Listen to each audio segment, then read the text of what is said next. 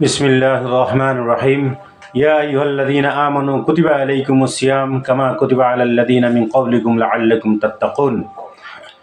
मोहतरम আজিজ और दोस्तों, सम्मानित श्रोताबृंद, আলহামদুলিল্লাহ আৰু মাত্ৰ 9-10 দিন পাছত এই পবিত্ৰ মাহে ৰমজান আমাৰ সন্মুখত আহি আছে। আৰু এই পবিত্ৰ মাহে ৰমজান মাহৰ প্ৰসংগক্ৰমে আপোনালোক সকলোৱে জানে যে ইছলামত 5টা স্তম্ভ, ইছলামত 5টা বুনিয়াদী যি ফৰজ আছে, সেই ফৰজৰ ভিতৰত এক অন্যতম ফৰজ হ'লগৈ আহম ফৰজ হ'লগৈ পবিত্ৰ ৰোজা। আৰু এই ৰোজা মাহত বহু পবিত্ৰতা আছে, বহু ফজিলত আছে। পবিত্ৰ ৰোজা মাহৰ ফজিলত সম্পৰ্কে কোৰআন হাদিস বিভিন্ন কিতাপত পোৱা যায়। গতিকে এই পবিত্ৰ ৰমজান মাহত যদি আমি নিজৰ পাপসমূহ মোচন কৰিব বিচাৰোঁ, পাপখিনি যদি আমি পাপৰ পৰা মুক্ত হ'ব বিচাৰোঁ, তেনেহ'লে আমি ইখলাছৰ সৈতে আল্লাহৰ ওচৰত তওবা তিল্লা কৰি পবিত্ৰ ৰমজানৰ যিখিনি হুকুম আছে, নিৰ্দেশনা আছে, আমি সেই নিৰ্দেশনাসমূহ আমি কি কৰিব লাগিব? পালন কৰিব লাগিব। আল্লাহ পাক ৰব্বুল আলামিনে কয়, ইয়া আইয়ুহাল্লাযীনা আমানু কুতিবা আলাইকুমুছ-ছিয়াম। ইমানদাৰসকলক সম্বোধন কৰি কৈছে যে তোমালোকৰ কাৰণে মই ৰমজানৰ ৰোজাটো ফৰজ কৰি দিছোঁ। এই ৰমজানৰ ৰোজাটো ফৰজ কৰি দিছোঁ। আৰু ৰমজানৰ যিটো নেকি অন্যান্য ইবাদত আছে, যেনেকৈ হজ কৰা বা জাকাত দিয়া বা আপোনাৰ নামাজ পঢ়া, কিন্তু ৰমজানৰ ৰোজাটো ইয়াত অলপমান ব্যতিক্ৰম আছে। কাৰণ ৰোজাটো এনেকুৱা এটা ইবাদত, পবিত্ৰ ৰোজাটো এনেকুৱা এটা ইবাদত যিটো নেকি বহুত পুৰণি এটা ইবাদত, যিটো নেকি হজৰত আদম আলাইহিছ সালাতু ওয়াস সালামৰ পৰা লৈ আখিৰি নবী হজৰত মুহাম্মদ ৰাছূলুল্লাহ সাল্লাল্লাহু আলাইহি সাল্লামৰলৈকে প্ৰতিটো জামানাত, প্ৰতিটো সময়তে আল্লাহ পাক ৰব্বুল আলামিনে এই উম্মতৰ কাৰণে প্ৰদান কৰি আহিছিলে। হয়, ইয়াৰ তাদাদ হিচাপত কমি বেছি আছে। কোনোবা নবীৰ জামানাত, কোনোবা ৰসুলৰ জামানাত ইয়াৰ তাদাদ হয়তো 10 দিন আছিলে, কোনোবা জামানাত এদিন আছিলে, কাৰোবাৰ জামানাত হয়তো 3 দিন আছিলে। যেনেকৈ আমাৰ নবী আখিৰি নবী জনাবে মুহাম্মদ ৰাছূলুল্লাহ সাল্লাল্লাহু আলাইহি সাল্লামৰ জামানাত ইয়াৰ পূৰ্ণতা পোৱা গৈছে যে 30 দিন পবিত্ৰ মাহে ৰমজানৰ ৰোজা আমি আদায় কৰিব লাগে আৰু তাৰ আমি সম্পন্ন কৰিব লাগে। গতিকে এই পবিত্ৰ ৰোজাটোৰ মকসুদ কি? ৰোজাটো আল্লাহ পাক ৰব্বুল আলামিনে আমাক কিয় দান কৰিছে?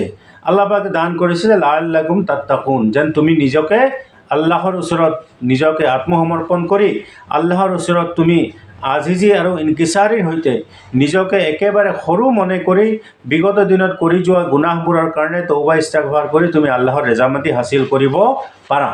ইয়াৰ আৰটা এই ৰমজান মাহত আমাৰ কৰ্তব্য কি কৰিব লাগিব?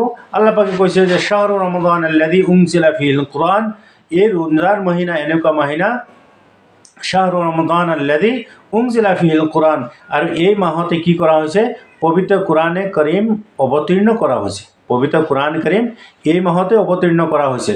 গতিকে কোৰআনে কাৰীম এই মাহতে অৱতীৰ্ণ কৰি আল্লাহ পাক ৰব্বুল আলামিনে এই মাহৰ মৰ্যাদাটো আৰু বৃদ্ধি কৰি দিলে যে এই মাহতে পবিত্ৰ মাহে ৰমজানত কোৰআনৰ পূৰ্ণতা প্ৰদান কৰা হৈছে। শবে কদৰত পৰিপূৰ্ণতা প্ৰদান কৰা হৈছে। আমি সকলোৱে জানো যে শবে কদৰৰ ৰাতি লাইলাতুন খাইৰুম মিন আলফি শাহৰ, হাজাৰো মহিনা, হাজাৰো ৰাতিতকৈও উত্তম বুলি কৈছে। গতিকে সেই ৰাতিটো আমি পুণ্যৰ কাৰণে আমি সকলোৱে আত্মসংযমী হৈ আমি মছজিদত একত্ৰিত হওঁ, আমি নামাজ পঢ়োঁ, নিজৰ বিগত দিনত কৰি যোৱা গুনাহ বেয়া কৰ্মৰ কাৰণে আমি তওবা ইস্তিগফাৰ কৰোঁ। সেইটো কাৰণে আল্লাহ পাক ৰব্বুল আলামিনে কৈছে যে তোমালোকে যিজনে নেকি পবিত্ৰ ৰমজান মাহ পাই গৈছা, তোমালোকৰ কাৰণে প্ৰয়োজন যে ৰমজান মাহ পোৱাৰ পাছত তোমালোকে কি কৰিব লাগিব? যে শাহৰু ৰমাদান আল্লাযী উনজিলা ফীহিল কুৰআন, এই পবিত্ৰ মাহে ৰমজানত শাহৰু ৰমজান উনজিলা ফীহিল কুৰআন হুদাল লিন্নাস ওয়া বাইয়িনাতিন মিনাল হুদা ওয়াল ফুৰকান।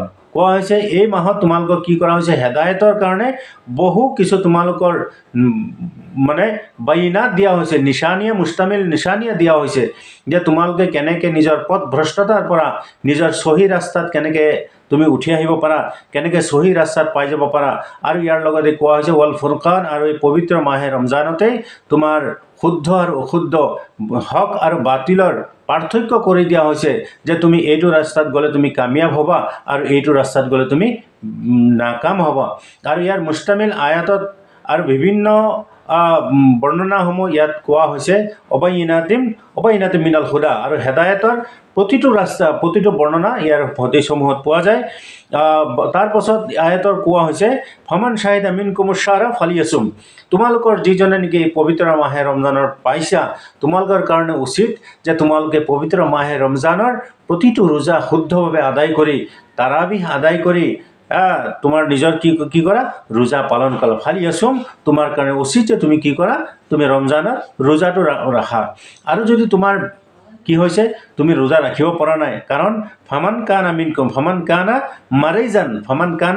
মাৰিজান আও আলা সাফাৰিন ফাইদাতুম মিন আইয়ামিন উখৰ, আৰু তোমালোকৰ মাজত কোনোবা আল্লাহ পাক ৰাব্বুল আলামিনে কিমান আসান দিন ৰাখিছে চিন্তা কৰক। আল্লাহ পাক ৰাব্বুল আলামিনে কৈছে যে অমান কানা মাৰিজান আও আলা সাফাৰিন, তোমালোকৰ মাজত যদি কোনোবাই বেমাৰী অৱস্থাত আছে, মৰিজ অৱস্থাত আছে, বেমাৰ অৱস্থাত আছে, আৰু তোমালোকৰ যদি কোনোবা সফৰত আছে, সফৰত আপোনালোকে জানে যে সফৰৰ কিমানটো হ'লে সফৰ মুছাফিৰ বুলি কোৱা হয়। অকল মই 10 কিলোমিটাৰ 20 কিলোমিটাৰ সফৰ কৰিবলৈ ওলাইছোঁ, সেইটোক শৰীয়তৰ ভাষাত সেইটো সফৰ বুলি কোৱা নহয়, কাৰণ নিৰ্দিষ্ট সফৰৰ এটা নিৰ্দিষ্ট সীমা আছে। সেই সফৰৰ যদি আপুনি মই ওলাওঁ তেনেহ'লে আমাক কোৱা হৈছে যে তেনেহ'লে তুমি সেইদিনাখনৰ কাৰণে ৰোজা তুমি পৰৱৰ্তীৰ কাৰণে তুমি ৰাখি থ'ব পাৰা, যে আজি মই কিবা অসুস্থ অৱস্থাত আছোঁ বা সফৰত ওলাইছোঁ, মই যদি ইচ্ছা কৰোঁ যে মই আজিৰ ৰোজাটো নাৰাখোঁ, তেনেহ'লে আল্লাহ পাকে কৈছে যে তোমাৰ কাৰণে সেইখিনি সুবিধা প্ৰদান কৰিছে। কাৰণ আল্লাহ পাকে কৈছে ইউৰিদিল্লাহু বিকুমুল ইউছৰা, আল্লাহ পাক ৰাব্বুল আলামিনৰ ইচ্ছা হ'ল যে তোমালোকৰ দিনটো তোমালোকৰ ওচৰত যেন পৰিপূৰ্ণভাৱে তোমালোকে আদায় কৰিব পাৰা, আল্লাহৰ হুকুমখিনি পৰিপূৰ্ণ হিচাপত তোমালোকে যেন আদায় কৰিব পাৰা, তোমালোকে ইফৰাত তফৰিত যেন নকৰা, তোমালোকে যেন আল্লাহৰ কামখিনি কৰা, তোমালোকে যেন বাক প্ৰতিবাদ নকৰা, তোমালোকৰ আসানিৰ কাৰণে, যে তোমালোকে যেন এইটো নাভাবা যেনে মই সফৰৰ কাৰণে ওলাইছোঁ, মই কেনেকৈ ৰোজা ৰাখিম, মই নোৱাৰোঁ এইবোৰ কাম, মই আল্লাহে কিয় এনেকুৱা দিন কৰি দিছে, কিয় এনেকুৱা আমাক বাধ্যতা কৰি দিছে। আচলতে আল্লাহ পাক ৰাব্বুল আলামিনে কৈছে যে ইউৰিদুকুমুল্লাহু বিকুমুল ইউছৰা, আল্লাহ পাকে তোমালোকৰ লগত আসানিৰ মুআমালা কৰিব বিচাৰিছে, ওয়ালা ইউৰিদুকুমুল উছৰা, আৰু তোমালোকৰ সৈতে কঠিনতা কৰিব বিচৰা নাই। তোমালোকক আসানি কৰিবলৈ দিয়া হৈছে যে তোমালোকৰ মাজত যদি কোনোবা বেমাৰী অৱস্থাত আছা, তোমালোকৰ যদি কোনোবা শাৰীৰিক অক্ষমতা আছা, যদি তোমালোকে সফৰত অৱস্থা আছা, তেনেহ'লে তোমালোকে পৰৱৰ্তী অৱস্থাত ৰোজা মাহৰ পিছত শাৱাল মাহত এই ৰোজা মানে এটা ৰোজাৰ কাজা আন এটা ৰোজা তুমি আদায় কৰি দিব পাৰিব লাগিব। আৰু যদি একেবাৰে তেওঁ বাৰ্ধক্যজনিত অৱস্থাত পৰি আছে, বাৰ্ধক্যজনিত অৱস্থাত যদি একেবাৰে বেমাৰী অৱস্থাত হৈ আছে বা একেবাৰে বৃদ্ধ হৈ গৈছে, তেনেহ'লে তেখেতৰ ফিদিয়া আছে। ফিদিয়া কিমান পৰিমাণ আছে আপোনালোকৰ অঞ্চলত উলামাসকলৰ লগত, মুফতিসকলৰ লগত আলোচনা কৰি সেই অঞ্চলৰ উলামাসকলক আপোনালোকে জনাই ল'ব, জানি পেলাই নিশ্চয় আপোনালোকে সেইখিনি সুবিধা হ'ব। আৰু তাৰ পাছত আল্লাহ পাক ৰাব্বুল আলামিনে কৈছে ওলে তুকমিলুল ইদ্দাতা ওলে তুকাব্বিৰুল্লাহ আলা মা হাদাকুম ওয়া লাআল্লাকুম তাশকুৰুন, আৰু কৈছে যে তোমালোকে যেন আল্লাহৰ যে নিৰ্দিষ্ট 30 দিনৰ ৰোজা আছে, নিৰ্দিষ্ট 30 দিনৰ ৰোজা যেন তুমি পৰিপূৰ্ণ কৰিব পাৰা। যদি তুমি সফৰ থকাৰ কাৰণে 5 দিন কৰিব নোৱাৰিলা, 25 দিন কৰিলা, বাকী 5 দিন তুমি শাৱাল মাহত কৰি ইয়াৰ পৰিপূৰ্ণ তুমি কৰিব পাৰা। গতিকে আল্লাহৰ ওলে তুকাব্বিৰুল্লাহ আলা মা হাদাকুম, আৰু আল্লাহ পাক ৰাব্বুল আলামিনৰ কি কৰা বৰত্ব বয়ান কৰা, আল্লাহৰ কিবৰিয়া বয়ান কৰা, আৰু তোমালোকে হেদায়তৰ ৰাস্তা তোমালোকে অৱলম্বন পাই যাবা। আৰু কৈছে আল্লাহ পাক ৰাব্বুল আলামিনে কৈছে লাআল্লাকুম তাশকুৰুন, যেন তোমালোকে আল্লাহৰ শুকুৰ গুজাৰ হ'ব পাৰা, আল্লাহৰ কৃতজ্ঞ বান্দা তুমি হ'ব পাৰা। গতিকে মহতৰম দোস্ত আৰু বুজুৰ্গ, এই পবিত্ৰ মাহে ৰমজানত বহুত কিছু আমল আছে, পবিত্ৰ মাহে ৰমজানত বহুত কিছু আমল আছে, বহুত কিছু আহকাম আছে। ইয়াত আমি তাৰাবি আছে, ইফতাৰ আছে, চেহেৰি আছে, জাকাতৰ কথা আছে, ইয়াৰ উপৰি গৰীব মিস্কিনৰ কথা আছে, বহু কিছু কথা আছে। মোৰ সামান্য এই চমু ভিডিঅ'ত মই হয়তো সকলোবোৰ কৰিব নোৱাৰিম, গতিকে মই পৰৱৰ্তী অৱস্থাত মই ইনশাআল্লাহ চেষ্টা কৰিম যে ইয়াৰ লগতে ইফতাৰী, ৰোজা, অন্যান্য ভিডিঅ'ত মই যেন এইখিনি কথা ক'ব পাৰোঁ। তাকে আশা ৰাখি ভিডিঅ' বৰ বেছি দীঘলীয়া হ'লে মানুহে চাবলৈ আমনি পায়, গতিকে মই মোৰ চমু দুআষাৰ ইমানতে শেষ কৰিছোঁ। আল্লাহ পাক ৰাব্বুল আলামিনে আমাক সকলোকে পবিত্ৰ মাহে এই ৰমজানত আমাক এক আৰু নেক হৈ সকলোৰে প্ৰতি ভাল সদ্ভাৱনা পোষণ কৰি আল্লাহৰ ইবাদতসমূহ কৰিবৰ কাৰণে তৌফিক দান কৰক। ওয়া আখিৰ দাৱানা আলহামদুলিল্লাহি ৰাব্বিল আলামিন।